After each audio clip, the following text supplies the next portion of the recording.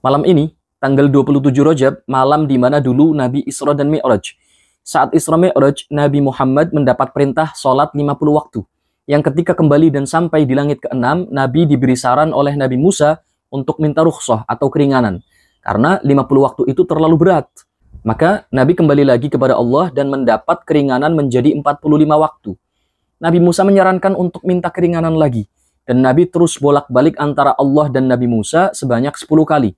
Sampai sholat yang tadinya 50 waktu menjadi 5 waktu. Itu pun Nabi Musa masih menyarankan untuk minta keringanan lagi. Namun Nabi menolaknya. Apa maksud dibalik kejadian itu? Apakah Nabi Muhammad tak tahu kemampuan umatnya sendiri? Apakah Nabi Musa yang lebih tahu? Apakah Allah nggak tahu yang bakalan berlaku nanti itu cuma 5 waktu saja? Jawabannya adalah, semua itu sudah diskenario oleh Allah dengan hikmah yang sangat besar dibalik kejadian itu.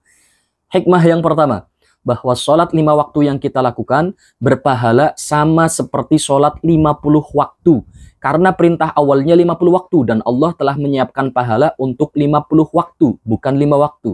Ditambah lagi dalil, man ja'a bil hasanati falahu asyru amthaliha. Siapa berbuat kebaikan, dia dapat pahala 10 kali lipatnya. Sholatnya 5 waktu, pahalanya 50 waktu. Kerjanya 5 jam, upahnya setara 50 jam. Hikmah yang kedua, Allah ingin menunjukkan kemuliaan Nabi Muhammad. Di saat semua makhluk tak bisa berjumpa dengan Allah, bahkan malaikat Jibril sekalipun, karena malaikat Jibril menerima wahyu pun dari balik hijab, yang disebutkan dalam hadis sahih, hijabuhun nur, lau kasyafaha la akhraqat subuhatu wajhihi mantaha ilaihi basruhu min khalqih. Hijab penutup Allah itu terbuat dari cahaya. Andai hijab itu dibuka, maka semua makhluk di alam semesta akan hancur terbakar, termasuk malaikat Jibril.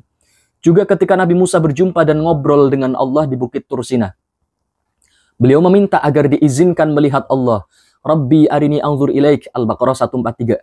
Ya Allah, izinkan aku melihat dirimu.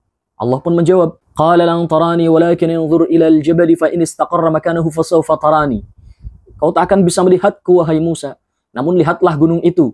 Jika dia tetap kokoh, maka kau akan bisa melihatku. Falamma tajalla rabbuhu lil jabali ja'alahu dakkaw wa kharra Musa sa'iqa. Dan ketika Allah bertajalli kepada gunung, gunung itu hancur lebur dan Nabi Musa tersungkur pingsan. Jadi, inilah hikmahnya. Di saat tak ada satu makhluk pun di alam semesta ini yang pernah berjumpa dan melihat Allah, namun Nabi Muhammad diizinkan berjumpa dan melihat Allah bukan hanya sekali, tapi 10 kali. Dan ingat, perjumpaan Nabi Muhammad dengan Allah di langit bukan dalil Allah bertempat di langit ataupun di atas arsy. Sebagaimana perjumpaan Nabi Musa dengan Allah di Bukit Tursina juga bukan dalil bahwa Allah bertempat di Bukit Tursina. Selaras dengan apa yang dikatakan oleh sahabat Ali karramallahu wajhah ketika beliau ditanya, Aina kana rabbuna qabla an khalaqal arsya? Di mana Allah sebelum menciptakan arsy? Maka beliau menjawab, Aina su'alun 'anil makan wa kana Allahu wala makan wala zaman wa huwa al-an kama kan.